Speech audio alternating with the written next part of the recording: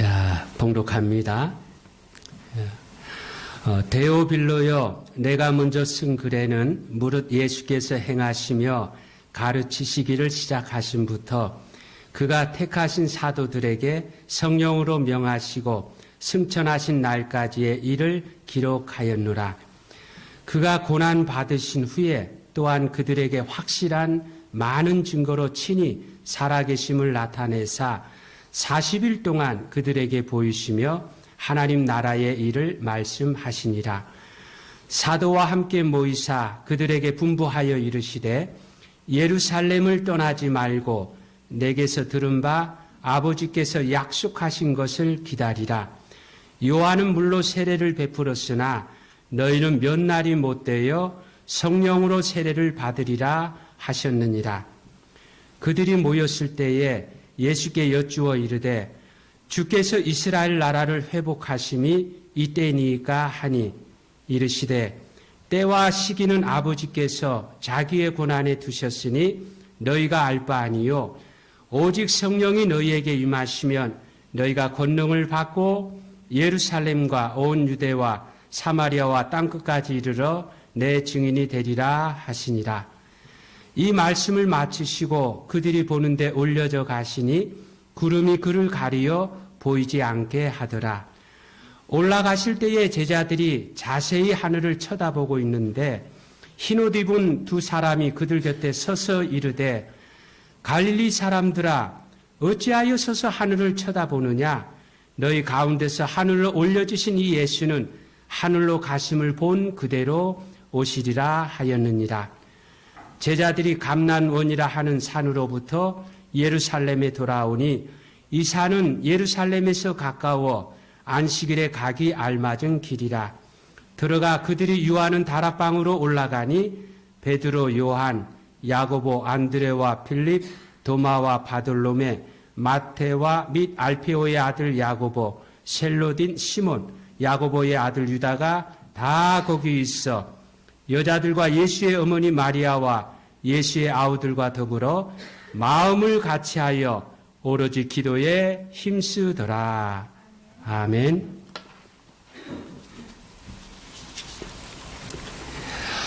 예, 주의 성호를 찬양합시다. 할렐루야. 아멘.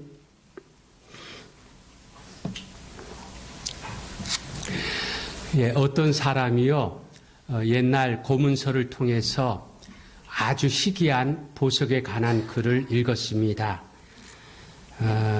그 보석은 어느 바닷가에 있는데 크기와 색깔은 일반 자갈과 거의 비슷해요.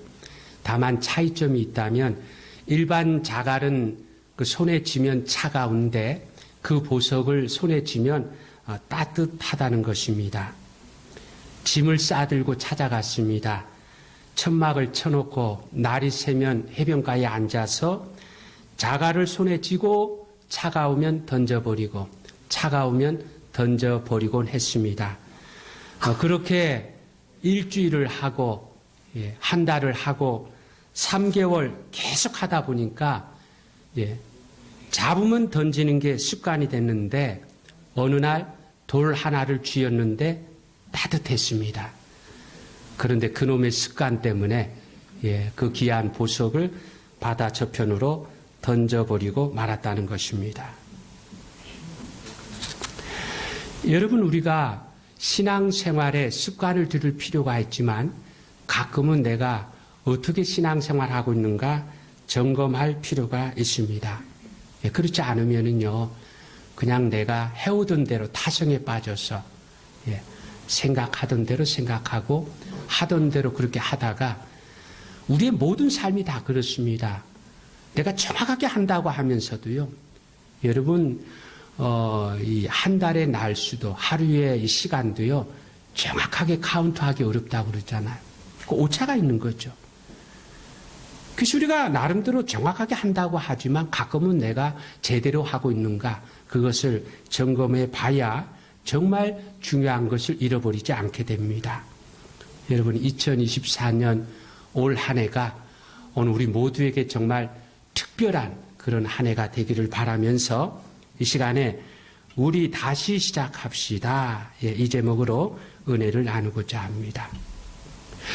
자, 먼저 마음을 잘못 뒀다면 다시 시작해야 됩니다.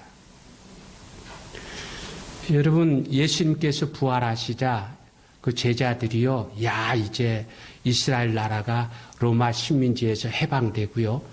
그러면 이제 자기들이 한 자리씩 전부 다 차지할 줄 알았는데, 예수님은 하늘로 올라가 버리십니다. 제자들의 마음이 어땠을까요? 허망했을 거예요. 예. 예수님을 따라다니면서 나름대로 기대하는 게 있는데, 예수님이 승천해 버리시니까요. 이게 뭐냐 했을 것입니다. 예수님이 없으면 다 끝입니다. 그래서 하늘만 쳐다보고 있었습니다. 그런데 천사가 나타나서 뭐라고 합니까? 11절에 보니까 이르되 갈릴리 사람들아 어찌하여 서서 하늘을 쳐다보느냐? 너희 가운데서 하늘로 올려지신 이 예수는 하늘로 가심을 본 그대로 오시리라 하였느니라. 예. 주님이 다시 오신다는 거예요. 예. 이스라엘의 회복이 물 건너간 게 아니란 말입니다. 그러니까 하늘만 쳐다보지 말고 너희가 해야 할 일을 하라는 것입니다. 지금 제자들의 마음이 잘못된 곳에 두고 있었습니다. 6절에 보니까 주께서 이스라엘 나라를 회복하심이 이때이니까, 이때 제자들은요 언제냐에 마음을 두고 있었습니다. 근데 예수님 뭐라 하십니까? 7절에 보니까 때와 시기는 아버지께서 자기의 권한에 두셨으니 너희가 알 바 아니요 언제냐에 마음 두지 말라 하십니다. 또 6절에 보니까 주께서 이스라엘 나라를 회복하심이, 누가 이스라엘 나라를 회복하신다고요?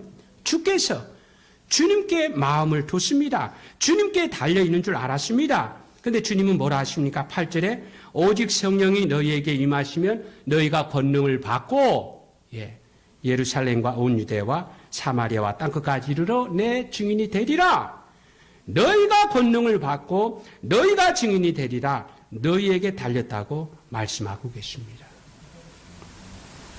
여러분 어떻습니까?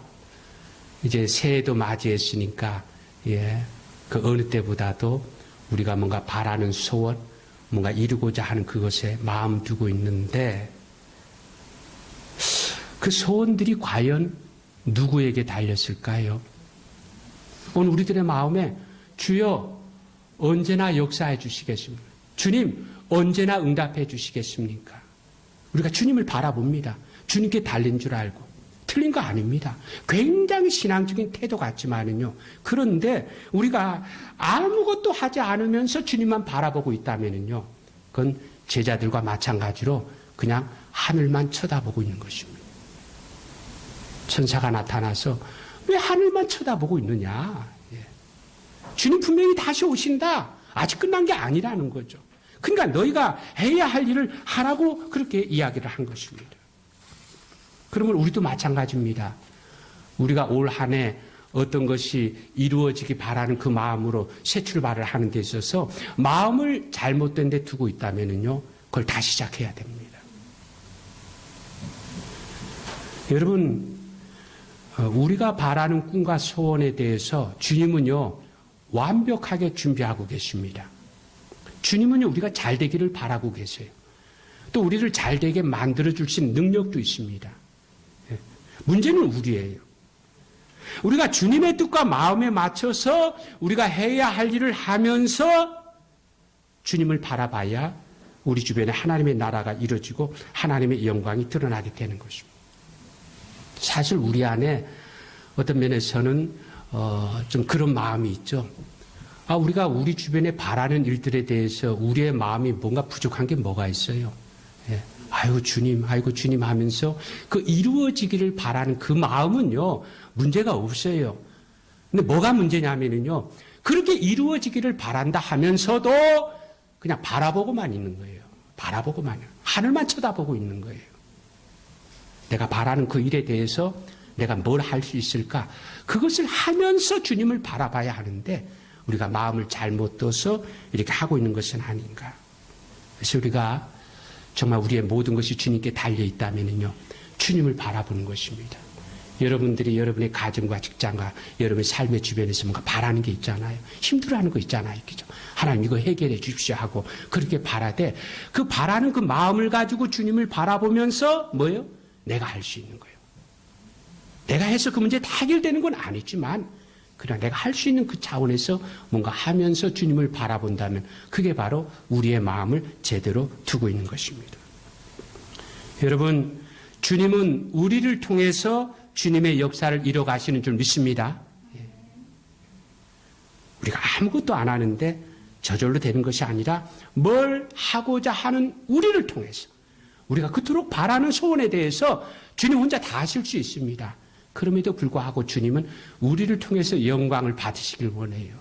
그래서 우리가 할 수 있는 그것을 통해서 그럴 때에 주님이 역사해 주신다는 것입니다. 여러분, 저는 올 한 해 우리 교회에 새 역사가 쓰여지기를 바라고 있습니다. 여러분의 가정도 마찬가지입니다. 그래서 올 한 해 우리가 그 꿈을 가지고 나아갈 때에 주님께 달린 줄 알고 그냥 주님 이렇게만 하지 말. 목사에게 달린 줄 알고 목사님만 그렇게 하지 말고요.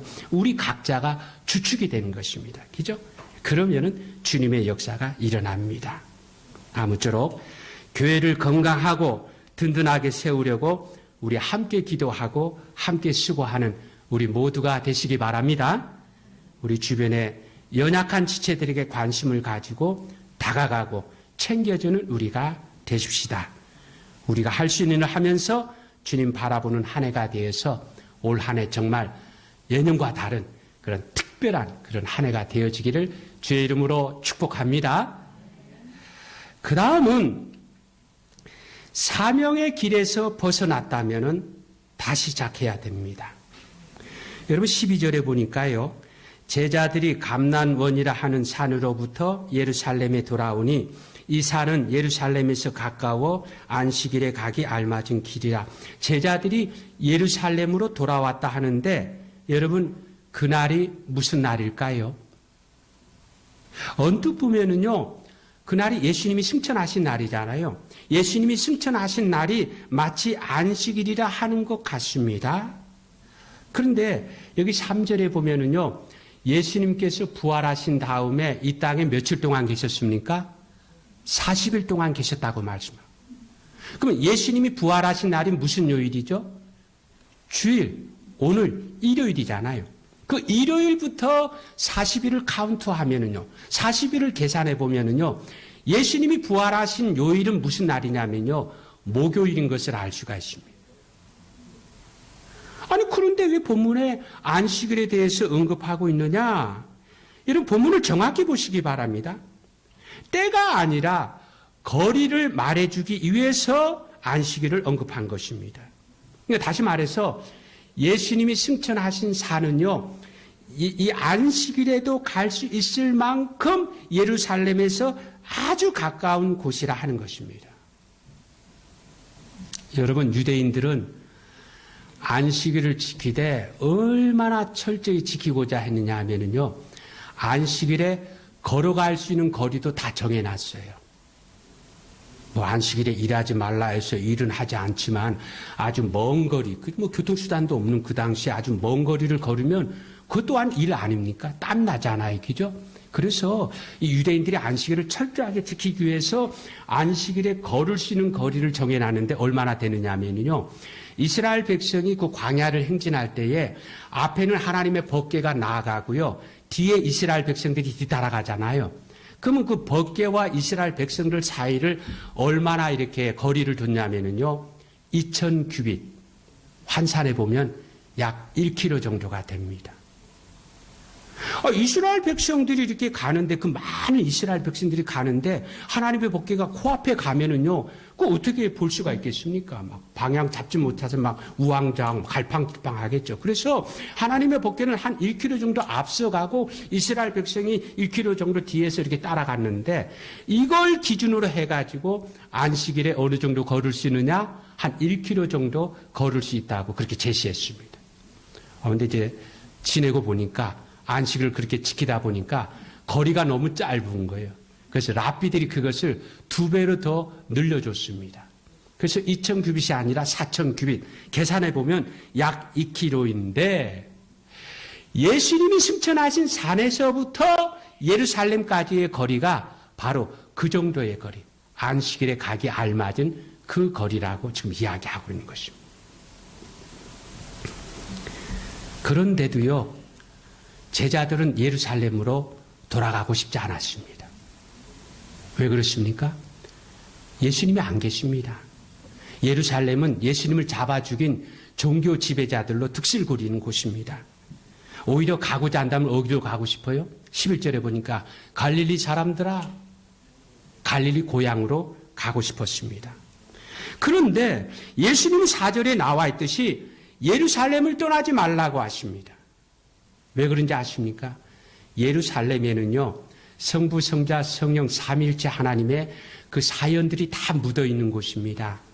성부 하나님의 성전이 있는 곳이고, 성자 예수님의 구속 사역이 완수된 곳이고, 성령 하나님의 그 충만한 강림이 약속된 곳. 특별히 8절에 보니까 너희에게 성령이 임하시면 너희가 권능을 받고 예루살렘과 유대와 사마리아와 땅끝까지 이르러 내 증인이 되리. 예루살렘이요, 복음의 첫 출발지라고 말씀하고 있습니다. 그래서 예수님께서 제자들은 이제 예수님도 하늘로 올라가셨는데 저 예루살렘 가고 싶지 않아. 간다면 고향이지. 그런데도 불구하고 예수님은 예루살렘을 떠나지 말고 그곳으로 가라고 그렇게 말씀하십니다. 오늘 우리도 마찬가지입니다.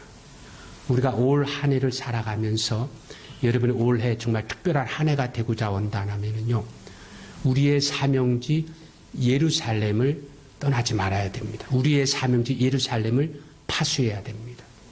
그러면 여러분, 예루살렘이 어디일까요? 우리에게? 여러분에게 예루살렘은 어디일까요? 우선 교회가 되겠지요. 우리에게 있어서 예루살렘은 교회라 할 수 있지요. 그런데 교회만이 아닙니다. 우리에게 예루살렘은 교회만이 아니에요. 교회만 생각하니까 딴 곳을 놓치게 됩니다.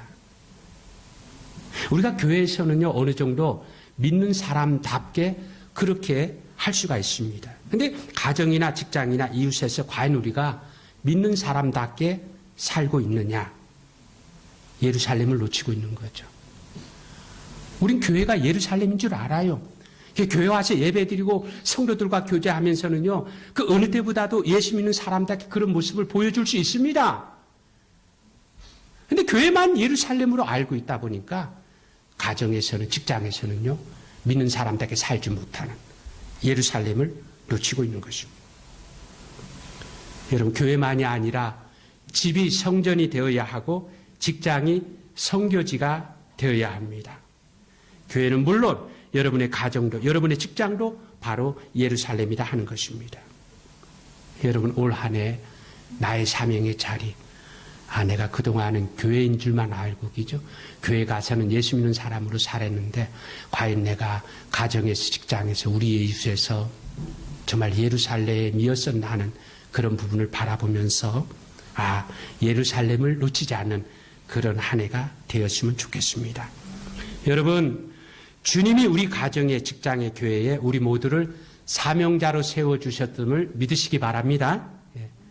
예루살렘이 변해야 유대도 사마리아도 땅끝도 변하게 되는 줄 믿으시기 바랍니다. 아무쪼록 교회에서만 믿는 사람이었고 가정에서, 직장에서 믿는 사람으로 살지 못했다면 오늘 우리의 예루살렘이 가정과 직장과 우리의 이웃인 줄 알고 예배 쳐서 선교지로 삼아서 예수님처럼 섬기고 예수처럼 희생하고 사랑하여서 올해 올 한 해 우리 모두가 정말 우리에게 특별한 그런 한 해가 되어지기를 주의 이름으로 축원합니다. 그 다음은 내 순서가 바뀌었으면 다시 시작해야 됩니다. 제자들이 예루살렘으로 돌아가서 마가의 다락방에 하나같이 모였습니다. 13절에 보니까요.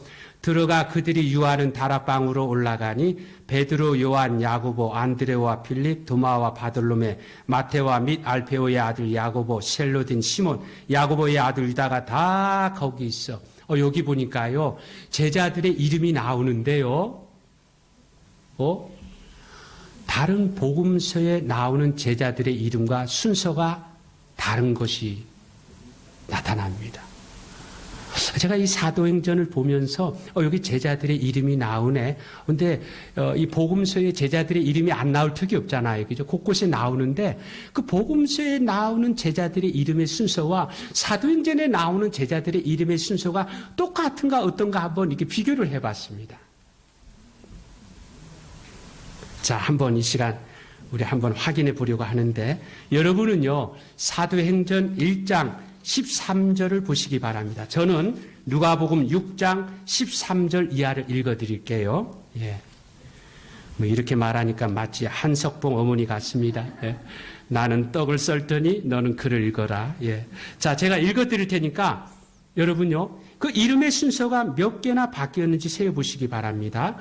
밝음에 그 제자들을 부르사 그 중에서 12를 택하여 사도라 칭하셨으니 곧 베드로라고 이름을 주신 시몬과 베드로가 제일 먼저 나오죠. 제가 이 제자들의 이름을 쭉 부를 테니까 여러분이 사도행전 1장 13절 말씀에 거기 나오는 제자들의 이름의 순서와 뭐가 다른지 그것만 카운트하는 거예요. 그죠? 예, 시몬과 그의 동생 안드레와 야고보와 요한과 빌립과 바돌로메와 마테와 도마와 알페오의 아들 야고보와 및 셀롯이라는 시몬과 야고보의 아들 유다와 예수를 파는 자 될 가룟 유다라 이렇게 말씀합니다. 자, 여러분 저를 보세요. 몇 명이나 바뀌었나요? 제가 세보니까요. 예, 자그만치 5명. 예수님의 제자가 몇 명이죠? 12명이죠. 그 12명 중에 5명의 이름이 바뀌고 있다는 것입니다. 자, 그럼 여러분, 왜 바뀌었을까요? 만약에 이 기록한 사람이 다르다면 그 관점의 차이라고 볼 수가 있죠. 그죠? 기록한 사람의 관점에 따라 다르게 기록할 수가 있는데. 그런데 여러분, 누가복음을 누가 기록했어요? 누가가 기록했잖아요. 누가가 기록한 누가복음이잖아요. 사도행전을 누가가 기록했느냐? 역시나 누가가 기록했습니다. 누가가요, 예수님의 행적을 기록하기 위해서 누가복음을 기록하고 그 다음에 이어서 사도들의 행적을 기록하기 위해서 사도행전을 기록했습니다. 그러니까 누가복음이나 사도행전이나 똑같이 누가가 기록했음에도 불구하고 제자들의 이름이 다 바뀌고 있다면요, 여기에는 나름대로의 이유가 있는 거죠. 왜 바뀌었을까요?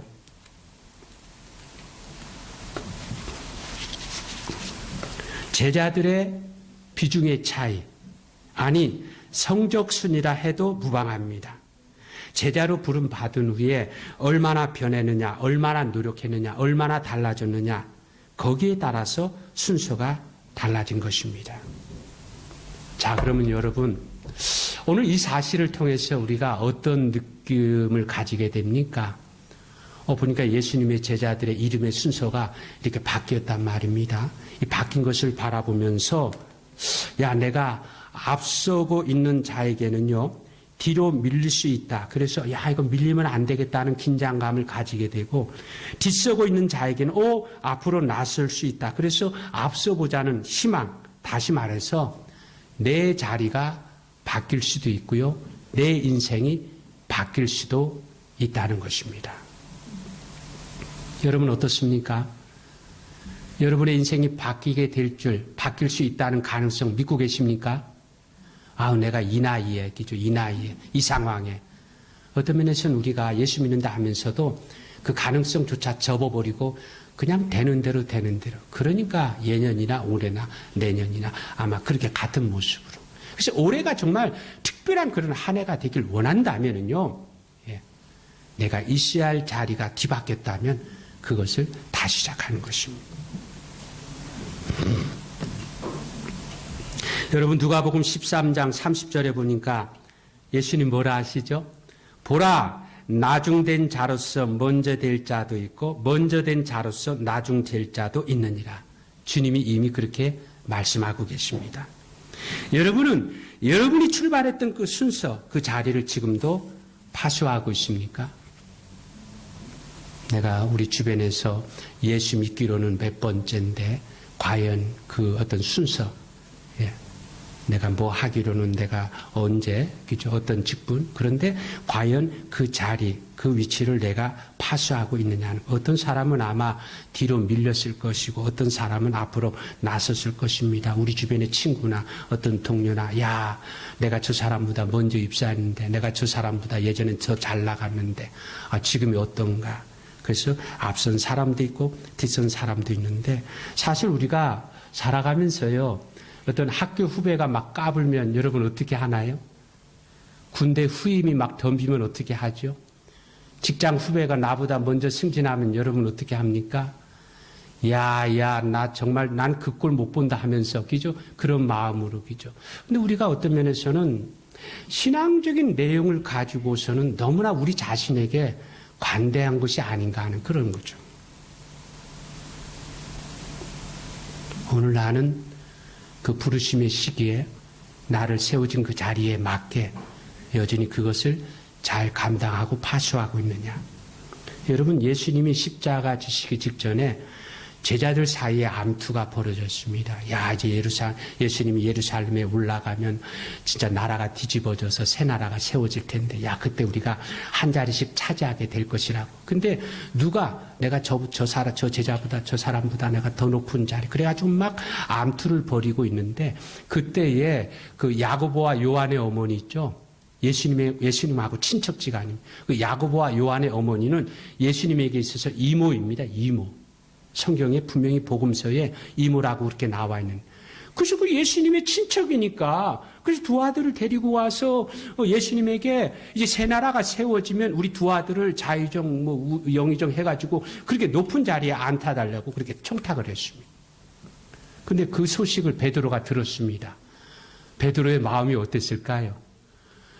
지금까지는 내가 지금 수제자로 제일 앞서 왔는데, 저렇게 청탁해서 이거 자칫 잘못하면 이거 내가 밀리게 되지 않을까. 그런 위기를 느끼게 된 거예요. 그래가지고 예수님께서 이제 내가 예루살렘에 올라가면 고난을 받고 너희들이 다 나를 버리고 도망할 것이다 하는 그런 말씀을 하는 중에 베드로가요, 이게 기회다, 이거야. 주님, 예수님, 다른 제자들은 다 버릴지라도 나는 절대 주님 버리지 않겠습니다. 주님이 죽는 자리까지도 저는 따라갈 것입니다 하고요. 자칫 잘못하면 밀리게 될 상황에서 그거를 이제 계속 고수하려고. 그래가지고 절대 주님 부인하지 않겠다고 했는데, 웬걸요? 저주하면서 주님을 3번씩이나 부인하고 말았잖아요. 얼마나 면목이 없겠습니까? 얼마나 창피하겠습니까? 그런데 베드로는 그런 상황 중에서 포기하지 않았습니다. 누가복음 22장 62절에 보니까 밖에 나가서 심히 통곡하니라. 철저하게 회개했습니다. 그리고는 다시 일어섰고, 그리고는 다시 시작했습니다. 그렇기 때문에 여러분, 베드로의 이름이요, 누가복음에도 맨 앞에 나오지만 사도행전에도 여전히 맨 앞에 나오게 된 것입니다. 여러분, 예수 믿은 연수에 비해서 내 신앙이 초라하다면요, 내가 맡은 직분에 비해서 내 섬김이 미미하다면 여러분 다시 시작해 보시기 바랍니다.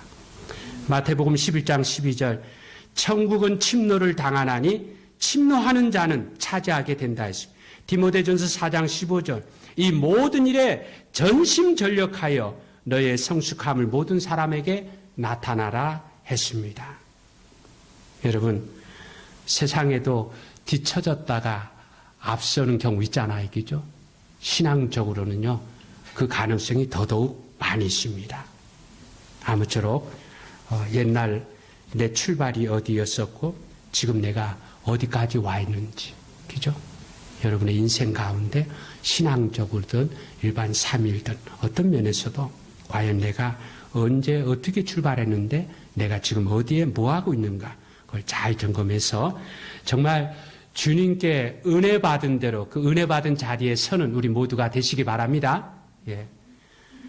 먼저 믿은 사람답게 바로 믿고 최선을 다해서 올해 우리 모두에게 올해가 정말 특별한 그런 한 해가 되어지기를 주의 이름으로 축원합니다. 결론을 맺습니다. 올해를 특별한 해로 만드는 비결을 우리가 함께 들었습니다. 제자들이 하늘만 쳐다보고 있는데 왜 하늘만 쳐다보느냐 했습니다. 꿈이 이루어지려면 주님을 바라봐야 되는데 뭔가 하면서 바라봐야 합니다. 기도하면서 바라보고 사랑하면서 바라보고 섬기면서 바라보는 것입니다. 그러면요, 주님이 우리의 그 작은 몸짓을 크게 쓰셔서 놀라운 일이 일어날 것입니다. 예루살렘으로 가기 싫어하는 제자들에게 예루살렘으로 가라 하셨습니다. 교회만이 아니라 우리의 가정도 직장도 이웃도 우리에겐 예루살렘입니다. 그래서 그곳에서 오늘 우리의 모습이 세상 사람들과 다르게 마음씨가 다르고 말씨가 다르고 행동을 다르게 그러면은요, 전도의 문이 열려져서 여러분의 가족은 물론 천하보다 귀한 영혼 구하게 될 것입니다. 같은 사람이 기록했는데도 제자들의 이름 순서가 달라졌습니다. 뒤라도 앞으로 갈 수 있고요, 앞이라도 뒤로 밀릴 수 있음을 기억하십시다. 우리의 믿음이 세월의 연수만큼 자라고 제자 훈련 받은 만큼 변하면은요, 사람들이 우리들의 모습을 통해서 예수님의 모습이 보인다고 할 것입니다. 여러분 축복합니다. 보라, 지금은 은혜 받을 만한 때요, 구원의 날이라고 했습니다. 다시 말해서 아직 우리들에게는 기회가 있다는 것입니다. 우리 인생 살면서 이제 이것으로 우리의 인생이 끝난다면 얼마나 안타깝습니까? 하나님께서 어떤 면에서는 주님 금방 오실 수도 있어요. 뭐 세상에 여러 가지 접어두고라도 어떤 면에서는 주님이 아직 안 오시는 게 어떤 면에서는 왜 안 오십니까? 왜 안 오십니까? 할지 모르지만요, 내 자신을 바라볼 때는요, 주님이 나를 보시기 때문에 좀 더 준비하라고요, 좀 더 기회를 주시려고요, 그렇게 해서 늦어지는 거 아닐까요? 그러면 오늘 시간 우리에게 주어진 이 기회의 시간들 속에서 베드로 보시기 바랍니다. 철저하게 실패했지만 철저하게 회개해서 다시금 믿음으로 나아갈 때에 여전히 주님께 인정받는 그런 사람이 된 것처럼, 그래서 지난날 후회되는 거 있다면, 내가 예전에 저 사람보다 먼저 출발했는데, 내가 예전엔 저 사람보다 더 잘했는데, 근데 지금에 있어서 그러지 못하고 있다면 십자가를 붙들고 회개하고요, 그럼 주님이 다시 품어주시고 부활의 능력으로 새 사람 만들어 주실 것입니다. 여러분, 우리 다시 시작해서 우리 교회다운 교회로 만들어가는 우리 모두가 되시기 바랍니다. 교회는 물론 가정과 직장과 이웃에 기쁨과 감동을 주는 우리가 되십시다.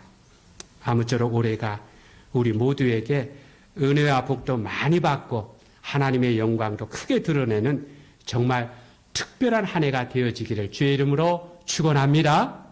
아멘.